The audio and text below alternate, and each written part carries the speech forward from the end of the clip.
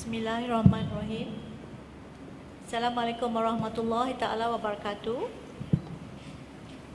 Sawadika. Selamat petang. Ni hao. Vanakkam. First of all, let me recognize Associate Professor Dr. Chusak Lim Sakul, the President of this prestigious university, Prince of Songkla University. Also, Associate Professor Dr. Chusak and also Associate Professor Dr. Prayom Karawakul, Deputy President of Prince of Songkla University. Mr. Supsak Kleng Song, who is the Director of Halal Institute, Prince of Songkla University. And my good friend, Dr. Kitty, the Consul from the Consulate General of Malaysia, and all participants of this very important conference, which is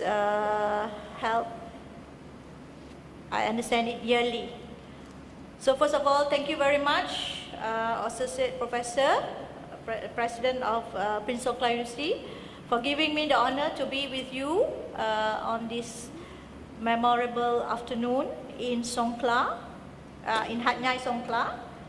And I thank everybody who has made this conference possible. Indeed, as far as Malaysia is concerned, the issue of halal is an area of cooperation, strong cooperation area between Malaysia and Thailand in terms of the bilateral relations. Of course, we also have in terms of halal cooperation with Thailand, Indonesia, together with Malaysia under the IMTGT. Of course, we recognize Dato' Fauzi, who's also a very key member of the IMTGT. So, if I may begin my presentation with the PowerPoint in order to make it a bit clearer. Because when we talk about halal in non-Muslim countries, they assume that halal is only for Muslims. This is what we were discussing this afternoon, that halal is not only for Muslims. Yeah, halal for us is God-given mercy towards us in giving us the way, the instruction, the way forward, how to eat good and hygienic food. So in the way of slaughtering animals in terms of halal, it is first of all in order to be humane, not to make the animal suffer. So you have to slaughter it at the right jugular vein, instant death, and the animal doesn't suffer. But also in terms of hygiene, when animal is being killed in many other ways, there is not instant death, the animal is suffering and toxins are being released. And if you eat this type of food that is not slaughtered according to halal methods, then you will be subjected to toxins, yeah, in the animal's body. So this is why we say halal is not just for Muslims. Halal is for humankind, everybody, mankind. And also, and if you care about hygiene, we call it halal and toiba. Toiba means clean and hygienic. This is what in the Al-Quran it has been mentioned that we have to eat food that is halal and toiba. When you talk about hygiene, when you see a halal restaurant in countries that have been certified halal, there's branding that halal, you can be sure that there have been people who have gone to check on the restaurant. They have gone to the kitchen, they have gone into the areas behind. Okay, all right. Okay, let me finish. Yeah. So you can be sure that the restaurant is hygienic because somebody has done the checking. You don't have to go into the kitchen to check. Is it clean? Are there cockroaches or are there creepy crawlies around? Because there are people already there to check in order to give the certification. So this is important. Halal is important not just for Muslims, for whole of humankind. โอเคค่ะขอบคุณค่ะท่านทูต ปาฐกถาพิเศษวันนี้นะคะจากพระท่านเอกอัครราชทูตมาเลเซียประจำประเทศไทยนะคะท่านดาโตนาซิเราะห์ binti Hussain นะคะในหัวข้อเรื่องแนวทางการร่วมมือพัฒนาอุตสาหกรรมฮาลาลในประเทศไทยและประเทศมาเลเซียนะคะเริ่มต้นนะคะท่านทูตก็ได้กล่าวขอบพระคุณนะคะท่านอธิการ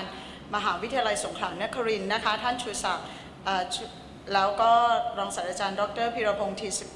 ทีสกุลแล้วก็อาจารย์สืบศักดิ์กลิ่นสอนนะคะรวมทั้งดร.กิตติแล้วก็คณะทำงานจากสถานทูตแล้วก็ผู้เข้าร่วมทุกท่านนะคะที่ทำให้งานวันนี้เกิดขึ้นได้ท่านบอกว่าขอบคุณนะคะ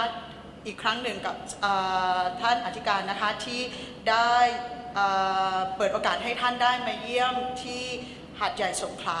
ที่นี่อีกครั้งในครั้งนี้ค่ะแล้วท่านก็ได้เกริ่นนำนะคะว่าการร่วมมือของทางฮาลาลเนี่ยไม่ได้มีเฉพาะแค่ไทยมาเลเซียนะคะมีไปถึงความร่วมมือกับฮาลาลทางไทยของประเทศไทยแล้วก็อินโดนีเซียด้วยนะคะแล้วก็ท่านได้กล่าวถึงเกี่ยวกับว่าฮาลาลนี้ไม่ได้เป็นสิ่งที่เฉพาะเจาะจงสำหรับชาวมุสลิมเท่านั้นนะคะแต่นั่นหมายถึงว่าเมื่อเราพูดถึงเรื่องฮาลาลแล้วหมายถึงสำหรับมนุษยชาติทั้งหมดเลยนะคะหมายถึงคนทั้งโลกนี้เลยเพราะว่าเมื่อเราพูดถึงฮาลาลนะคะส่วนใหญ่เวลาคนเราจะโฟกัสเนี่ยคนเราก็จะคิดไปถึงว่าจะทานอย่างไรให้ถูกสุขลักษณะวิธีการเชือดรวมทั้งเรื่องของความสะอาดต่างๆนะคะซึ่งทั้งหมดทั้งมวลนะคะไม่ว่าจะเป็นเรื่องของอาหารที่ถูกสุขอนามัยแล้วก็วิธีการเชือดแล้วก็ความสะอาดนี้หมายถึงฮาลาลที่หมายถึงสำหรับมนุษยชาติทั้งหมดค่ะแล้วก็ในเมื่อมีสัญลักษณ์ฮาลาลขึ้นมาแล้วนะคะทำให้เรามั่นใจได้ว่าสินค้าหรือการบริการเหล่านั้นที่เราได้รับเนี่ยถูกต้องแล้วก็ได้รับมาตรฐานไม่ต้องไปคอยเช็คว่าโอเคมันโอไหมที่เราจะทานหรือว่าเราจะไปใช้บริการขอบคุณค่ะ Thank you. So the topic that I will be expounding on this afternoon is the cooperation between Malaysia and Thailand for development of halal industry. So when we talk about the cooperation, of course, first of all let's look at the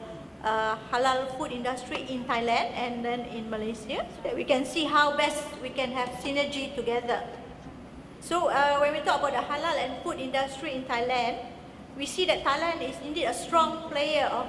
producer of halal food and 6th largest halal food exporter in the world. So when we talk about domestic halal food, this is something that is growing yearly and has been growing around about 20% per year. And there will be about 8,000. These are registered, but I'm sure the figure is higher than that. 8,000 are involved in halal food production, and many others are involved in halal production of pharmaceuticals, lifestyle, like spa and like areas of hospitality, and also in terms of areas of non-food production. You have things like connected to the industry like gas, where you have halal is one of the constituents. And then because of Thailand's very strong agricultural tradition and abundance of natural resources, combined with significant investments in international quality standards, technology and food safety R&D, this has helped Thailand to be a sole net food exporter in Asia.According to the figures that we get from the Thai government, in 2010, Thailand's export-oriented food industry generated $27 billion, which was an increase of 30% from the year 2007. And Thailand now ranks as not only a major food producer regionally, but worldwide.So this is where Thailand dominates the food export sector, ranking first in the world for rice.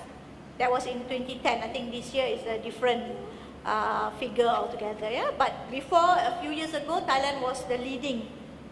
in rice, cassava, tapioca, canned pineapples and seafood products. Very strong in these areas.When we talk about Thailand's availability of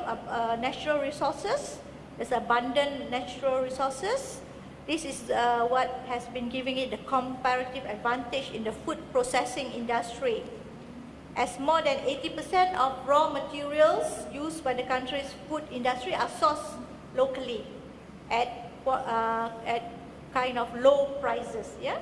So Thailand will maintain its position as a world leader in its food processing industry by drawing on its natural wealth and leveraging on new technologies and improved standards in efficiency, production, safety, and hygiene.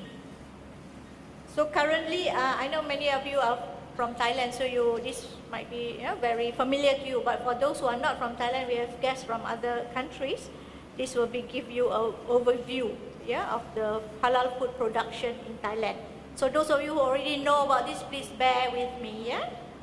Among the priority activities under the food sector in Thailand, manufacture or preservation of food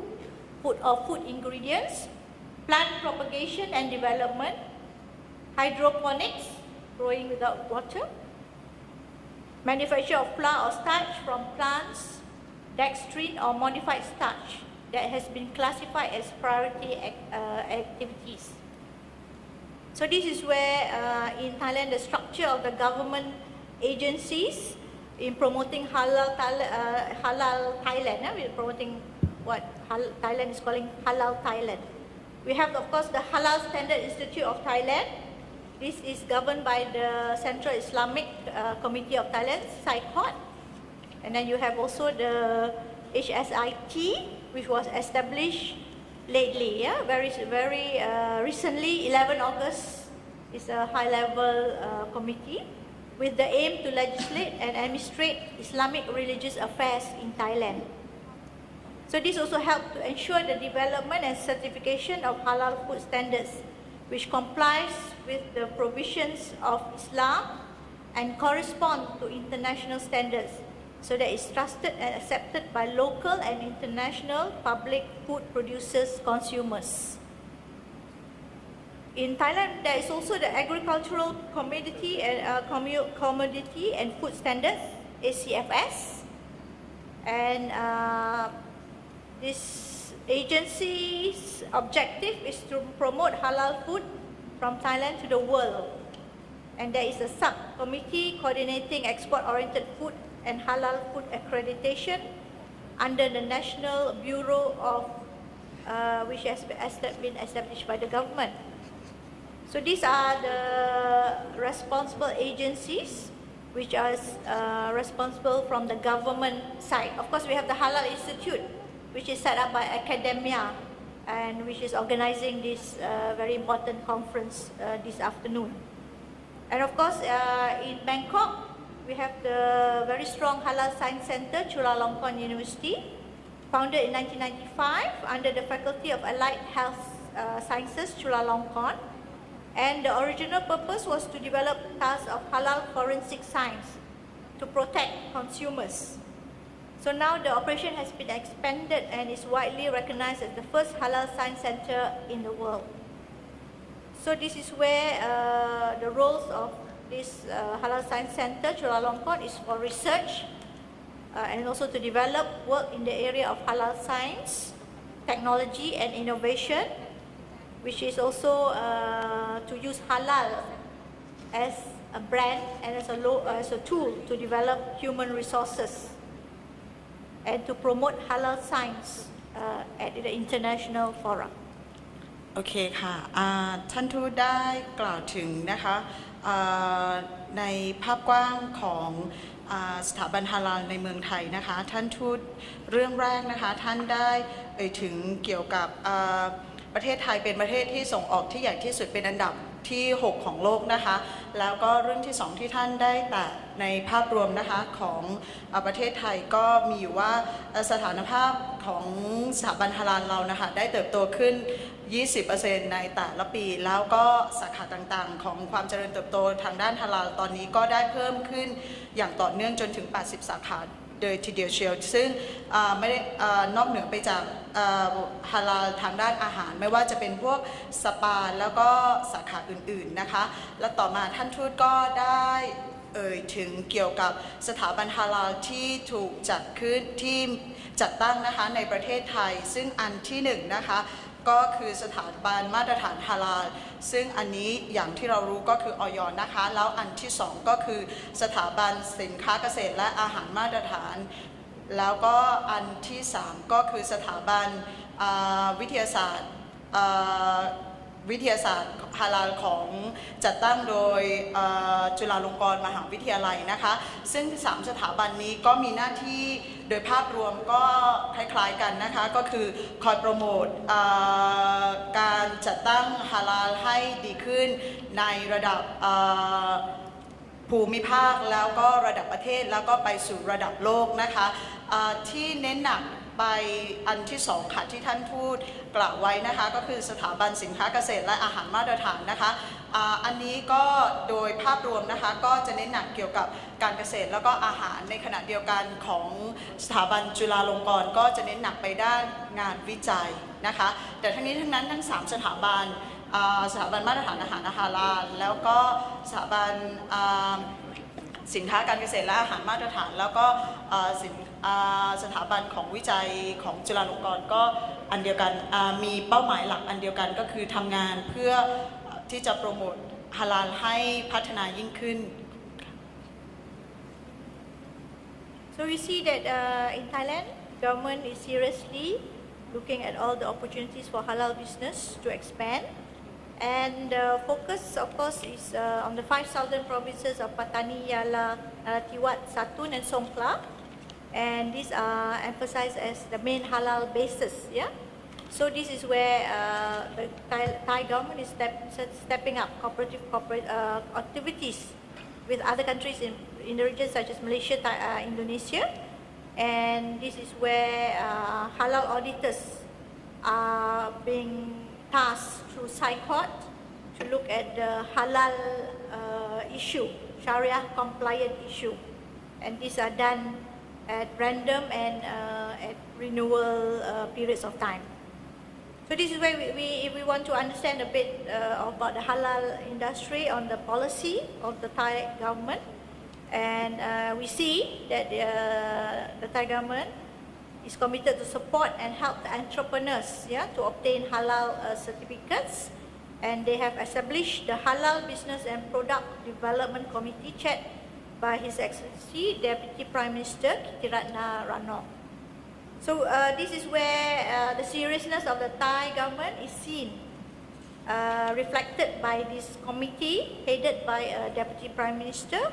And the major task is to supervise, oversee and coordinate among government and agencies, non-government agencies, in the policy implementation to further promote the halal sector. So there are 5 strategies. I think this is something that you can always look up. Yeah, so I won't elaborate on that. But this is where we think that we commend the Thai government because they have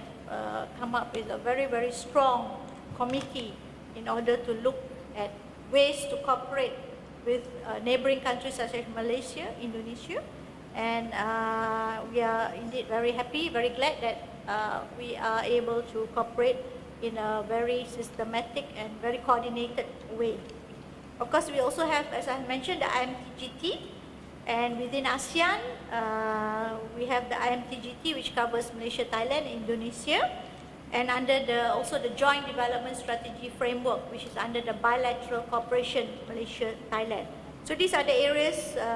not just at bilateral level, but also at the regional level,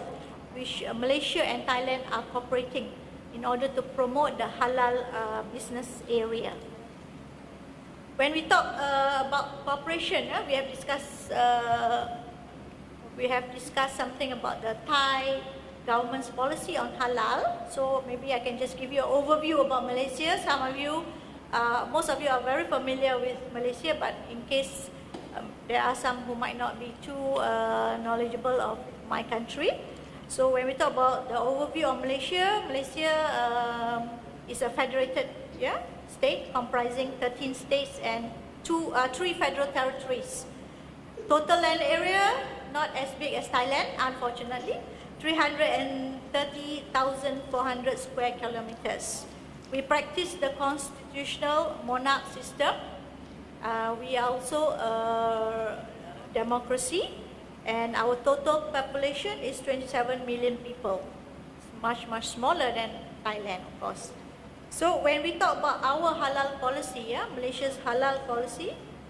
we would have this vision of becoming a developed nation by 2020. Developed in the sense of a high-income country, but also developed in the sense that our developed status is according to what is good for Malaysia in terms of what is good for the well-being of Malaysians. We also want to be a global halal hub, and also we think that halal industry can contribute about 5.8% to our GDP. So in line with this vision, we also are very committed towards having programs to enhance human resource development in the halal areas. โอเคค่ะท่านทูตได้กล่าวถึงความร่วมมือของการพัฒนาอุตสาหกรรมฮาลาลระหว่างไทยและมาเลเซียท่านทูตได้เริ่มต้นที่ประเทศไทยนะคะซึ่งท่านได้กล่าวถึงว่าเริ่มต้นในภาพเล็กไมโครก่อนนะคะท่านได้กล่าวถึงเกี่ยวกับ5จังหวัดชายแดนภาคใต้นะคะซึ่งเป็นแหล่งจุดเริ่มต้นนะคะของ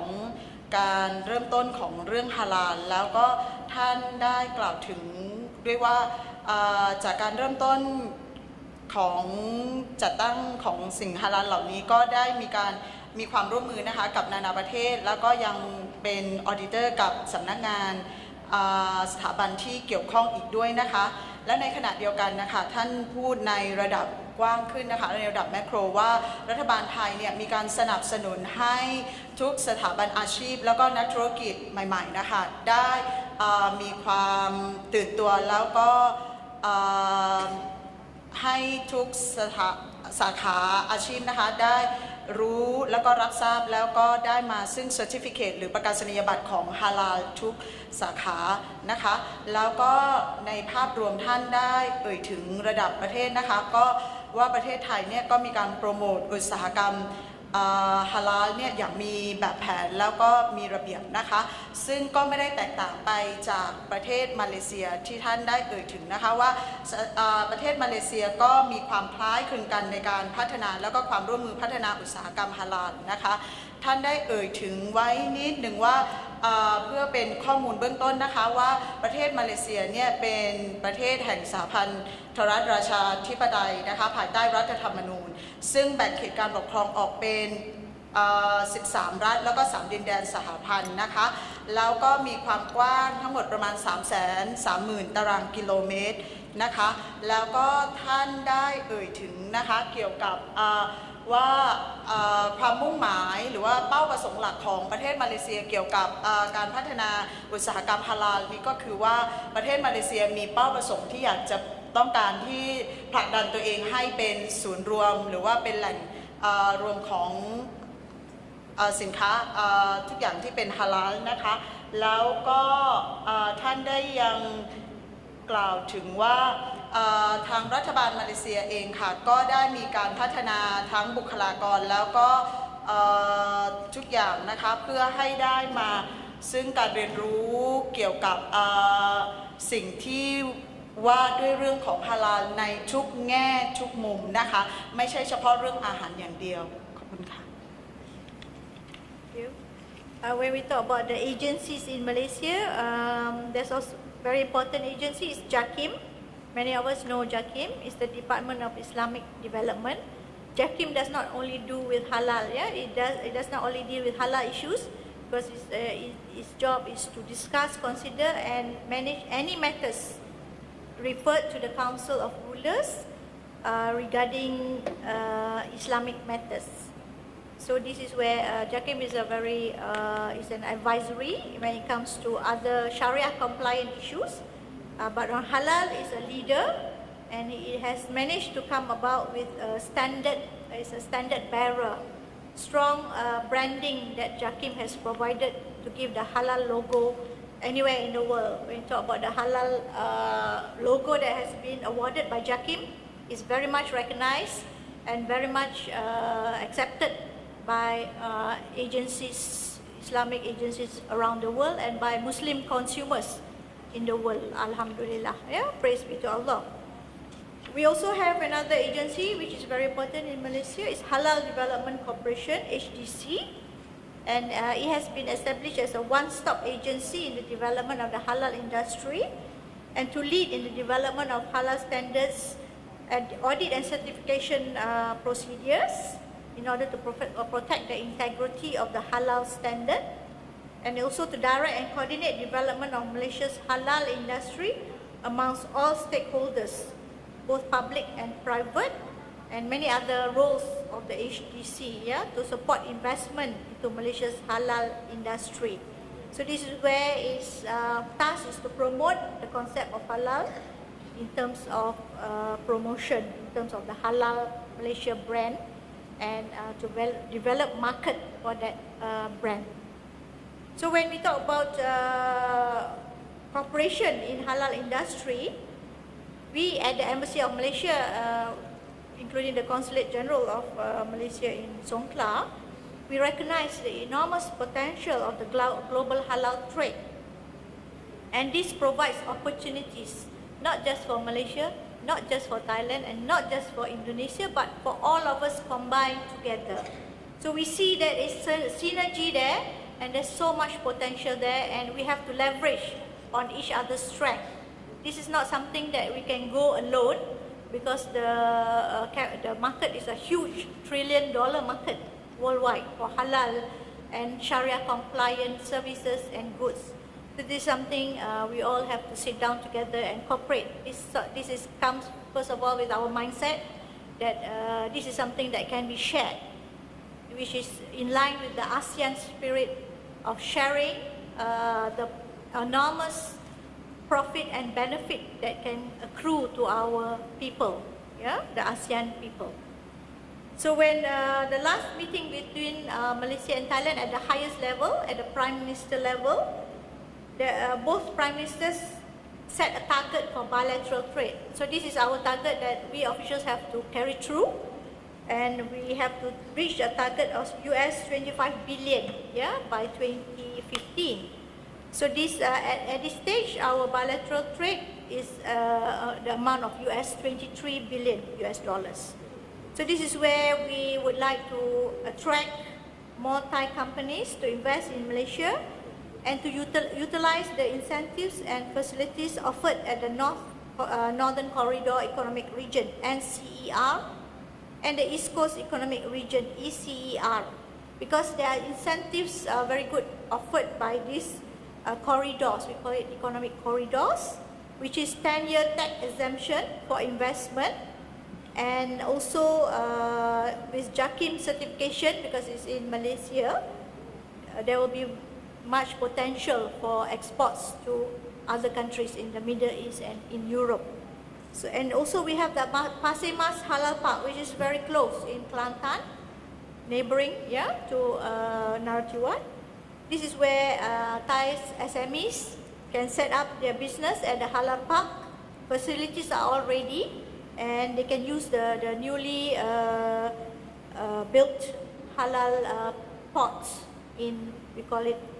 Toko Bali, yeah, in Kelantan. So there's much potential for collaboration and joint ventures between Malaysia and Thai companies. And this is where Thailand, with its strength, with its capacity in terms of agricultural production, in terms of its raw materials, in terms of its strong R&D and innovation, can couple with Malaysian business, with what we have with our strong halal branding, our name, our integrity in terms of halal standards. This is where the synergy is very much apparent. Yeah, so it's for us to grab this opportunity for the SMEs from both sides of the border to encourage our small business and medium business to take advantage of this synergy. So this is where we have this joint promotion on halal related events. And in Malaysia, we have hosted the Halal Expo, MIHAS. MIHAS, I think most of us who have been involved in halal would know what MIHAS is all about. We also have the International Trade Malaysia in Trade. These are exhibitions and conferences worldwide, yeah. And MAHA is the Malaysia Agriculture, Horticulture and Agro-Tourism exhibition held in Malaysia. In Thailand, we have the ThaiFAX, yeah. So these are the global exhibition and conferences organized for in our two countries in order to promote the halal production. And we also have this halal showcase. We talk about MIHAS, and this is something that has been recognized worldwide. And the last halal showcase MIHAS, the biggest delegation was from Thailand. Yeah, so we had a very big delegation of Thai companies coming from Thailand for MIHAS in Kuala Lumpur. So this is where joint seminars is something now we should be looking at. Right now we are having our own. Malaysia, we have MIHAS, Thailand, ThaiFAX. But there is potential. This is our recommendation, our suggestion from the Embassy of Malaysia, that we should be able to have joint seminars and conferences, leverage on our strength in terms of halal areas. Yeah. So this is where we can, through these joint seminars and outreach, we can have updates on incentives offered on both sides, both our countries. We can talk about regulation and policy development. We can streamline our policy development in order to be more conducive for the business sector. And then we already have our Pasir Mas Halal Park, and there are many other halal parks in Malaysia that are being looked at and now starting to develop. And of course, there's also halal parks in Thailand. Then we should also be looking at the market access opportunities. We try and get rid of all the non-tariff barriers that sometimes blocks, trade, free trade. So another area is information sharing, definition and interpretation of halal. There must be a meeting of minds on the definition and interpretation. Halal is not something we can cook up in a moment's time, because halal, as we say, is Sharia compliant. Is something that has been given to us by the Almighty Allah. So this is something we have to sit down and understand what halal and Sharia compliant means to us. Halal producers, manufacturers should have a database, should be sharing your database, and in order to look at how you can collaborate and cooperate together. And then we have statistics, import, export, production. All this will have to be kind of streamlined. Otherwise, we'll be sharing different bases for our statistics. Yeah. So when we talk about halal certification,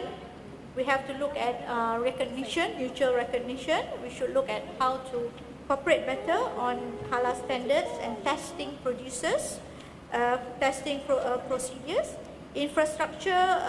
laboratories, we talk about the Chulalongkorn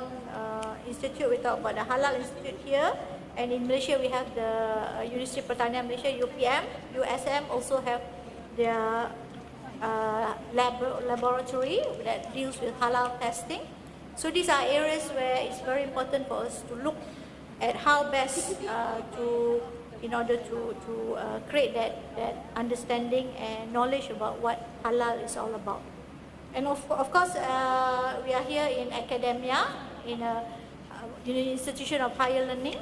university of reputable and very prestigious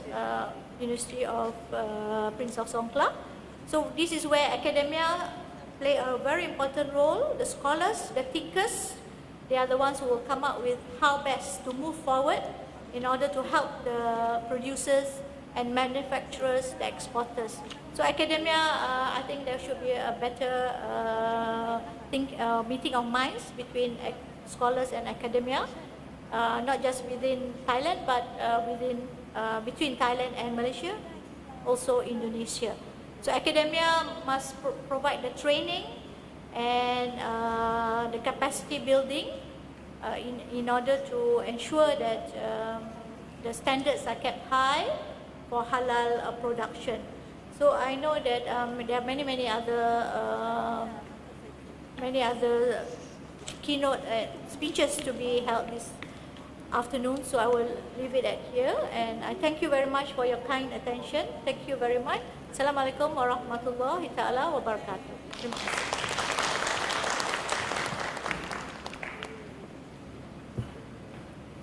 โอเคค่ะท่านทูตได้กล่าวนิดนึงนะคะขออนุญาตสรุปสั้นๆนะคะท่านทูตได้กล่าวถึงสถาบันที่สำคัญนะคะของฮาลาลของมาเลเซียนะคะก็คือจากิมแล้วก็ HDC นะคะแล้วท่านทูตก็ยังได้กล่าวถึงความร่วมมือนะคะระหว่าง2รัฐบาลไทยแล้วก็มาเลเซียนะคะซึ่งท่านได้กล่าวถึงของรัฐบาลมาเลเซียนะคะว่ามีการส่งเสริมให้มีฮาลาลเอ็กซ์โปหรือมีฮัชนะคะเกิดขึ้นแล้วก็มีการตั้งศูนย์การค้านะคะเอ็กซ์โปของระหว่างประเทศนะคะที่มาเลเซียแล้วก็มีเอ็กซ์โปของการเกษตรพืชสวนแล้วก็ท่องเที่ยวการเกษตรอีกเช่นกันแล้วในขณะเดียวกันนะคะเมืองไทยนะคะที่มีชื่อเสียงก็คือไทยเฟกซ์นะคะซึ่งจัดขึ้นทุกปีแล้วท่านก็ยังได้นะคะว่าในฐานะที่ท่านเนี่ยทำงานอยู่ในสถานทูตมาเลนะคะแล้วก็ท่านอยากเห็นความร่วมมือของคนไทยคนมาเลไม่เฉพาะคนไทยคนมาเลแล้วก็อินโดนะคะก็คือทั้งหมดที่ภูมิภาคของเอเชียนะคะให้ความสำคัญกับสถาบันฮาลาลให้มากยิ่งขึ้นนะคะซึ่งทั้งนี้ทั้งนั้นนะคะเรื่องหนึ่งที่น่าสนใจนะคะท่านได้กล่าวถึงไว้ในปาฐกถาพิเศษของท่านนะคะก็คือระหว่างประเทศไทยกับมาเลเซียนะคะจะมีการยกเว้นภาษีการลงทุนเป็นระยะเวลา10 ปีนะคะซึ่งสิ่งเหล่านี้นะคะจะเป็นการพัฒนาโดยเฉพาะนะคะท่านได้ถึงว่าจะช่วยลดต้นทุนของวัตถุดิบนะคะซึ่งจะช่วยลดต้นทุนให้กับนะคะคนไทยนะคะนักธุรกิจไทยที่มีความสนใจจะไปลงทุนในประเทศมาเลเซียนะคะ